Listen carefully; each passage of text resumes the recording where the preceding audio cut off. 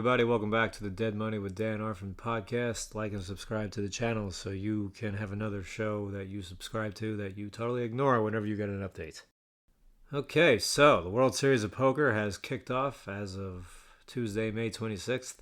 I didn't do much playing in the previous week because family was in town, but the week before that, I played quite a bit. I played 5 days straight. I played more than 30 hours total, I think. And what a huge week I had.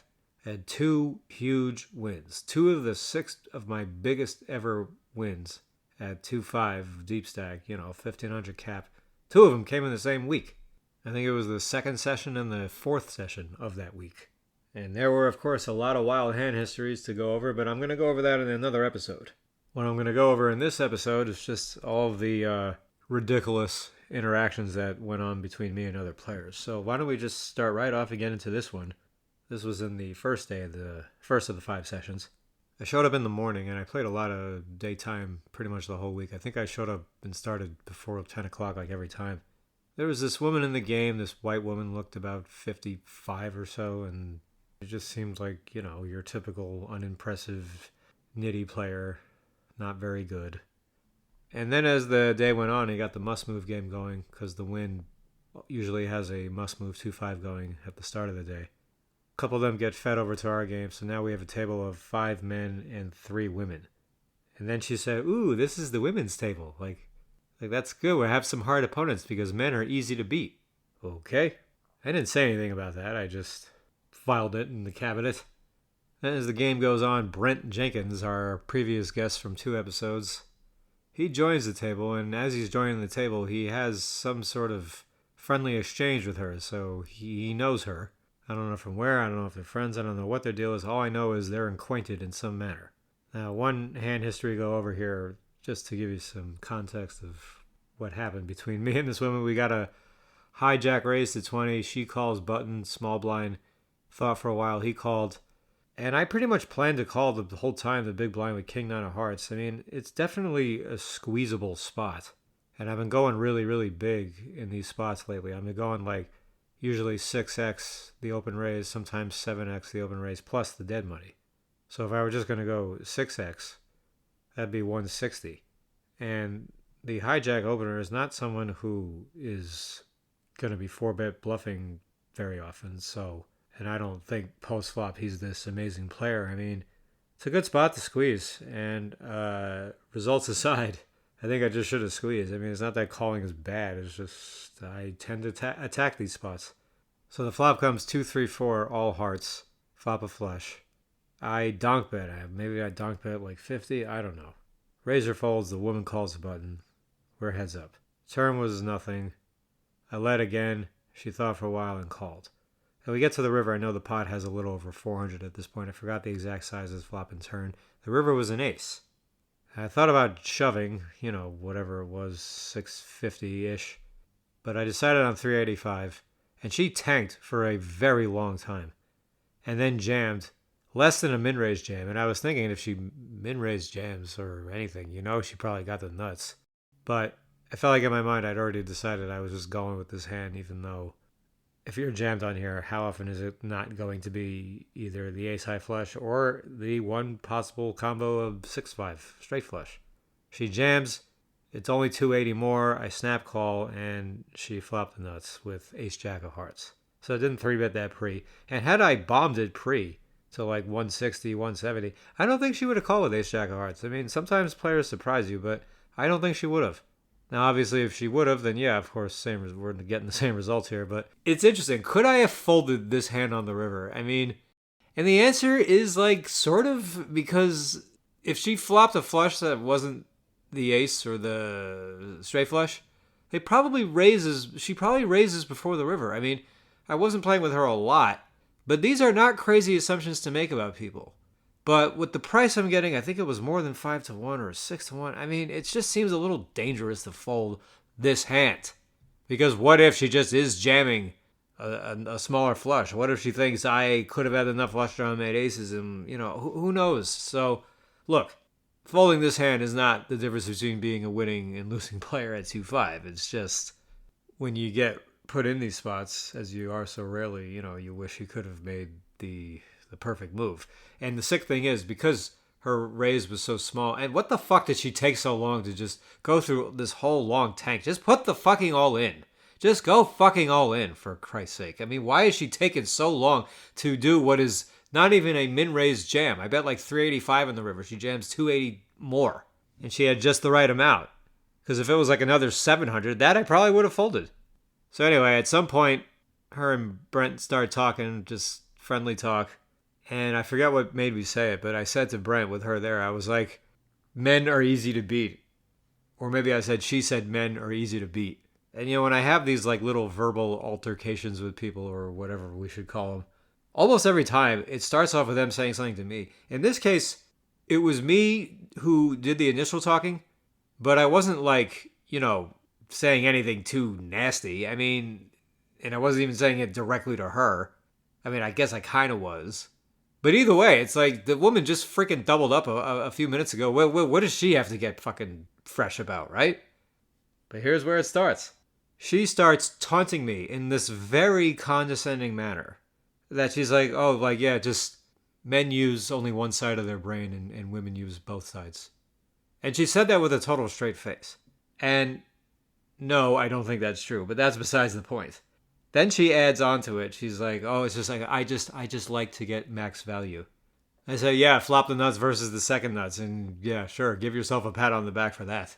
Now, I didn't show the hand when she had doubled up, but she probably figured I wasn't kidding. And I think she said something at the end about like, oh, well, I guess it doesn't hurt to get lucky too.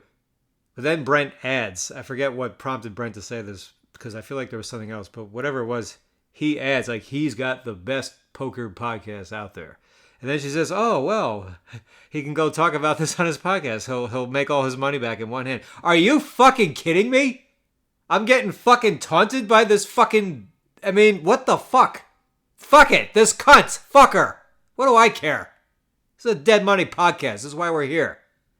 I don't know this fucking woman's name. I mean, I didn't really engage with her that much in Tit for Tat because I was like actually fucking pissed off. All these little things I get into with players, it's like I'm always kind of amused in a way. That's why I'm willing to do it. And that's why like it doesn't, because it doesn't bother me too much. I mean, this was just... This woman is getting out of line here. I mean, this is just disgusting. This woman is, who we know is a recreational player, probably married to some rich guy, probably not a winning player, okay? And then Brent proceeds to tell me that, you know, he knew her from back in Maryland and that everyone fucking hated her. Like, gee, I wonder why. Then Brent said something along the lines of, he's like, oh, I think people are getting a little irritated here. And she's like, I'm not. She's like, I'm just having a good time. It's like, oh yeah, I guess doubling up will have that effect on people. So...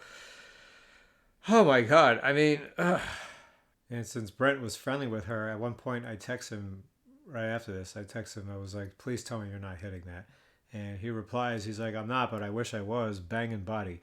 And yeah, okay, fine. This woman had like some big tits and she wore the perfect type of pants to accentuate her ass. I mean, whatever. She's trying way too fucking hard to be noticed. So fuck that. Then I play a hand with Brent where I hero call him with pocket nines on the river. Not a good run out for my hand, but it wasn't like this huge pot or anything. So as soon as I win that hand from Brent, then I said to Brent, with the woman sitting right there, I said, well, let's call her Susie. I said to him and Susie, I said to her, I said, if he was a woman, I would have folded.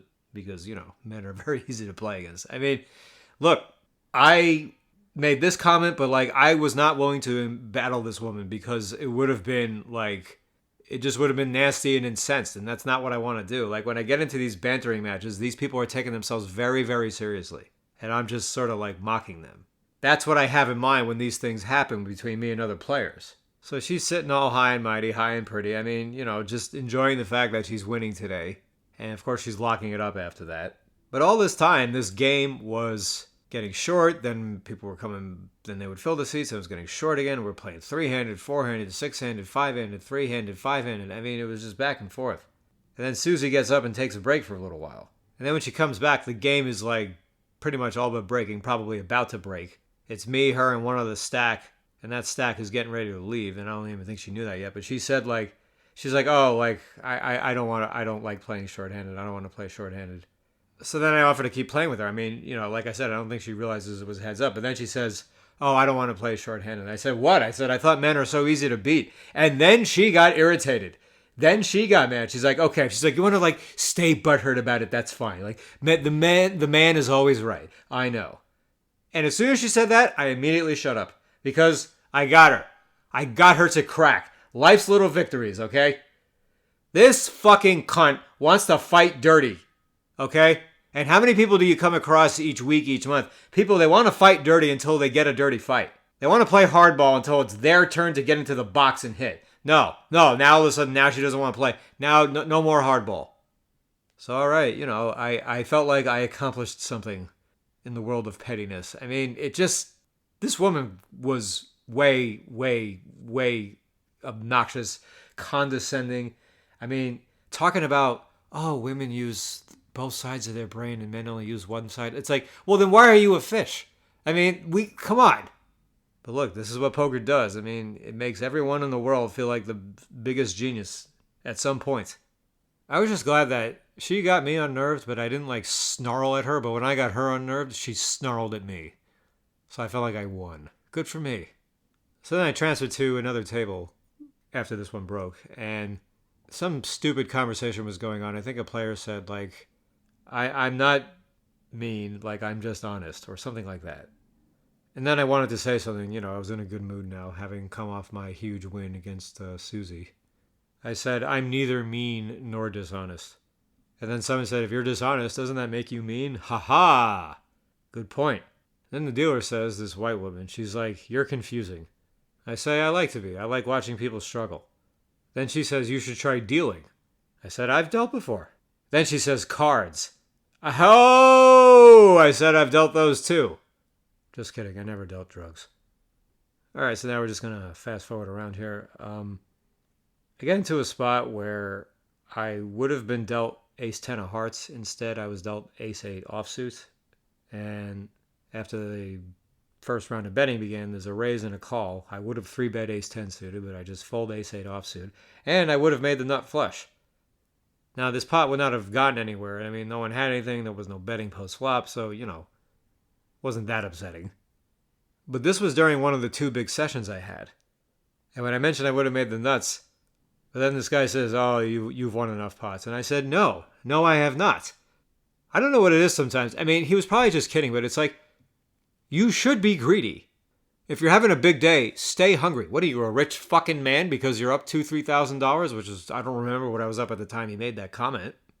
But either way, like, people act like, you should like start to go easy on them if, like, God forbid things go your way pretty often for a few hours. I mean, it's like, this is not life-changing money. And the same guy, he was someone who said, I never bluff because I never had to bluff. Every time I got into a big pot, I had a big hand. But, when people make comments like that, I mean, they're telling you how to beat them because they're so presumptuous and they're doing so over such a small sample, and they think that they're so sure of how right they are that they don't even mind giving you an easy pass to how you beat them, and you can just bluff them. So then a few days later, or a couple days later, I don't know which day it was along this string of stories, we're playing with this Asian guy who bought in with like $400 or $500. He was one of those guys who had a very strong accent, but he was very articulate. But he was just kind of weird. He was talking about playing 6-card PLO and how much he hates holding cash. That's the most boring thing to him in the world. So I asked him, like, well, what are you doing here then? He was waiting for some tournament to start. I guess I should have just guessed that. He was talking about playing 6-card PLO. 6 freaking card PLO. I freaking laughed when I heard that they had 5-card PLO. I mean, how many fucking degenerate cards do you people need? 6-card PLO? How the fuck are you even going to keep track of all that? I think you discard after the flop. Who cares when you discard if you discard? 6-card PLO? So then we get into this situation where a few people limp in, 4 or 5 people limp in. I limp the small blind with 8-6 offsuit. That's not that important. But that's what I had. And he min raises out of the big blind to 10. And the under the gun limp raises and everyone folds. And then the big blind calls. And before the big blind called, the guy who min raised from the big blind with 5 limpers, as soon as he got limp raised, I said something to him. I think I said to him, I was like, oh, there you go, jackass. And I'm just fucking kidding, for crying out loud. But even if I wasn't kidding, it's totally justified. Who the fuck raises to $10 when there's 5 people limping in? What the fuck is that supposed to accomplish? Of course he got fucking limp raised. But don't worry, all he did was call out a position with 6-3 of hearts. The pot didn't get enormous, but he flops very little and goes runner for the nut straight. Okay, tough game. Then after the hand is over, he's like, did you call me jackass? I said, I'm kidding, but yes. He said, you don't call me jackass. Like, you don't call people that. I said, I just told you I was kidding. I mean, just lighten up. Then he says, if I have 2 napkins, I can put it in if I want. It's my money. I said, you don't have to explain it to me. Like, I know how the betting works.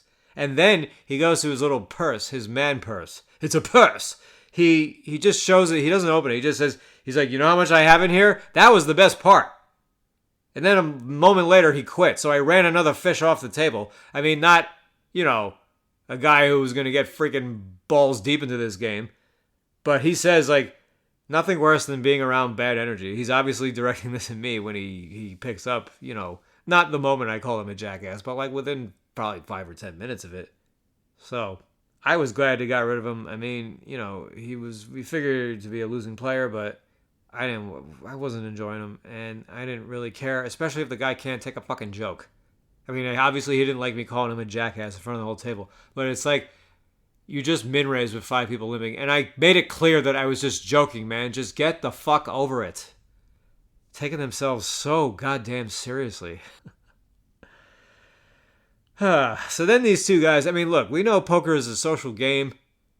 We know people like to have fun, but I just can't fucking do it sometimes when these stupid, over-the-top, gay-friendly chats are going on. When I say gay, I don't mean homosexual. I mean the other definition of gay, where it's just like over-the-top, perky, and stupid. Like, one guy says pocket nines is his favorite hand. And you know what another player asks him? You talk about gay, stupid questions. He asks him, he's like, oh, really? Why is that? Why do you fucking think pocket nines of all the hands is his favorite hand? Do you think maybe it's because maybe he's won a lot of money with it? Or do you think he's going to tell you, oh, I love this hand so much because it always seems to realize its equity just perfect. I hit a set exactly how often I'm supposed to. I get paid what I'm supposed to. I lose what I'm supposed to. I just like how balanced and fair this hand has treated me throughout my poker career. I mean, what the fuck did you think the guy was going to say? Why do you think it's his favorite fucking hand? Hello? I mean, it's just when you're sitting in a game and you're hearing this dumb shit all day long, and then you hear a question like that, it's just like, no. No. Then in this same pot, a hand I was not in, there's a 3-bet pot. It goes 5 ways. The flop was queen 10-7, 2 spades. I'm watching. It checks over to the guy who's in position. He's the button. He bets 400, I think. And there's a fold. One guy tanks and folds. And then the guy who had bet 400 on the flop on queen 10-7, he shows a 10. And then another player says, if that was a bluff, it was a great poker play. And then he asks him, he's like, was there a 10 out there? And then the player who just folded, who just spent all this time thinking about it, and then just folded, he says, like, I don't think so. No, there wasn't. And then the dealer says, no, I think there was. I said, guys, it was 5 fucking seconds ago. We got queen 10-7 sitting out there, facing a big bet, tank fold, guy shows a 10, and now, moments later, nobody can even remember that a 10 was out there, but the dealer knew. I mean, it's just, this is obviously the sign of a good game here. People have no fucking clue what happened even 2 seconds ago. And then it happened again just a couple days later, where a hand is being dealt, and the 9 of clubs gets exposed. Now, it didn't just flash. The card did not just flash. The card completely turned over. It was like on its back for like a moment's time. And then the dealer says, oh, I don't think anyone saw it. I said, dealer, the card completely turned over. I said, but then everyone else was saying that nobody else saw it. But I saw it. I was like, it's the 9 of clubs. You have to turn that card over. I mean, I couldn't believe the dealer didn't just immediately turn it over because she thought no one was looking. And no one was looking, but like she wasn't looking at me and I was looking. It's just like, here we are again. Another sign of just how good a game is. Nobody is paying attention. The card did not just flash. The card like went completely upside down. The 9 of clubs is freaking visible as fuck. Stevie Wonder could have seen it. Then we had another guy asking, is the 5-10 a tight game? I was like, it's different every day. It depends who's there. What kind of answer to that question do you think you're going to get? There's 3-4 games going sometimes. I mean, every single game has a freaking just consistent, never changes. It always plays like this. Go see for yourself. And then on the second huge day I played with a man. I've never seen this guy before. I mean, this was amazing. This man was a dwarf, and he was deformed in all kinds of ways. I mean, he struggled to, walk gracefully, right? He didn't have hands. His arms were just these short stubs. But he was just a kind-hearted, pleasant-natured person to play poker with. And he was comfortable using his arms to pick up chips out of his rack, and he was pretty good at picking up the right number. Obviously, he's done this a bunch of times. I mean, the guy was just living. I mean, this is a man who looked like to be in his 40s, and he was just having a good time, and it's a good little reminder. People are so self-conscious. We're always so worried what everybody thinks of us, worried about this, worried about that. I mean, just be thankful about the fact that, you're, in this context, what we'd call a normal-looking person. You got all your arms and your legs, you walk straight. I mean, what are you so fucking worried about? What are you so fucking uptight about? This guy wasn't uptight about anything. I mean, we know he's lived his whole life like this, I presume, and he's, used to it, and he's taken plenty of shit over the years, but, this is a man who cannot just get around in his day-to-day life anywhere close to the way other people do, and he was just chill. So maybe we should all just be chill. Then we get to the last day, and through this 5-day stretch, I mean, I came across so many faces who were just brand new to me. People I'd never seen before. And that's always a sign of a good game if you don't recognize anybody.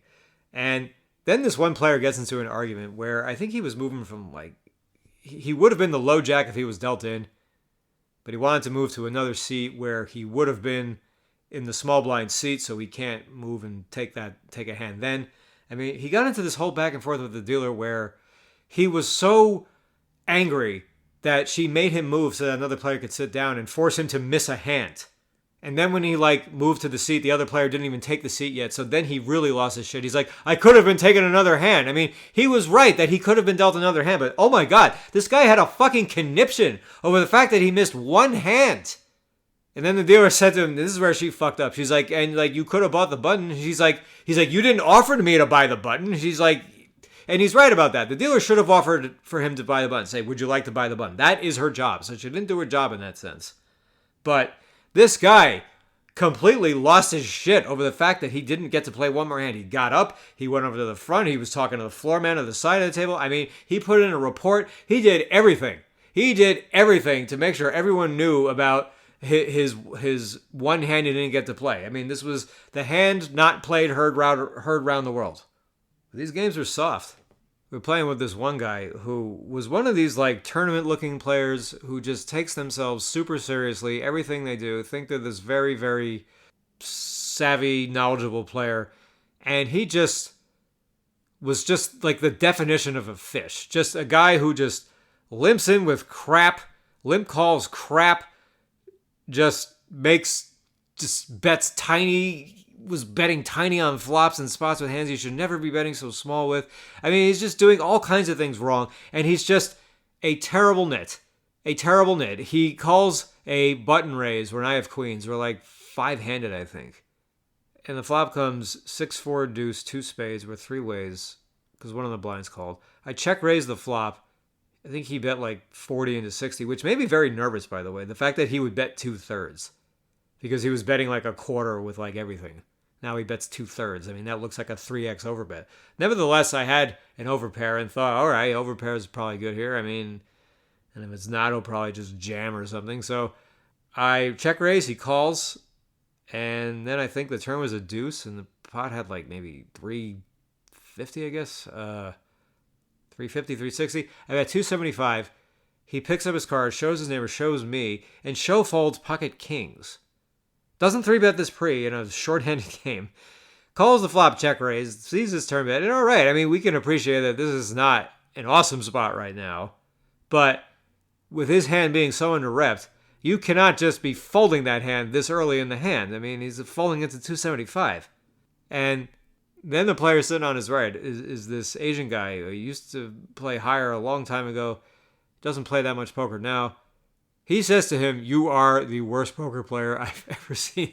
And like half the table just started laughing at this freaking white guy who looks about 27, 28. I mean, just going about his business like he's been around this game for a long time and just has no fucking clue how bad he's playing. Has no idea. And what are we going to do? Sit there and teach him? Then he gets into, I think, a 4-bet pot with the guy who just insulted him. And our nitty friend, he was, he was out of position. And that flop came ace 10-9, all hearts. And he like opened jams like 2 to 3x pot. The guy folds. Then he turns over a set of aces. And he's like, you still think I'm a bad player? Like, wow, okay, you 4-bet aces and you flopped a set on a draw heavy board with all 3 hearts on it, and you just stuff it in there because you don't know what to do. I mean, this was his defense of what a fine player he is. I've never seen anything like this before. I never seen a guy be this full of himself and just but overfold every spot and bet so small with everything. And if he's betting like a third of the pot or half the pot, now you need to be like terrified.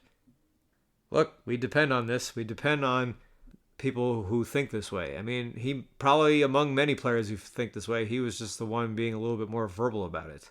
Like when he limps in with 5 deuce offsuit, he thinks this is a good play because you're supposed to make your play unpredictable and mix up the hands you play. And yes, we all know that that's true, but that doesn't extend to calling raises from the small blind with ace-8 offsuit. That doesn't extend to limping in with 5 deuce offsuit. That doesn't extend to limping in with 3 deuce offsuit.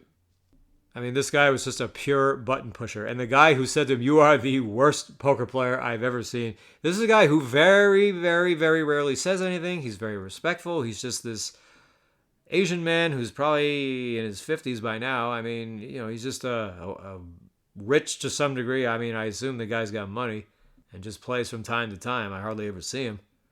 But for him to call this guy the worst player he's ever seen, I mean, I was cracking up. I mean, I was thinking finally, like someone besides me will speak the inner monologue. So, all right, I'll just call it here for the week. And now it's a short episode, guys. I mean, I am going to talk to you soon. We're going to have some guests on in the next few weeks, go over some of these wild, wild hand histories from the previous week. But we'll get to that in another couple of days. The World Series is finally back and will be showing up in the morning now for a while, so we'll have more hands piling up then too. Talk to you soon, guys. We'll see you next time.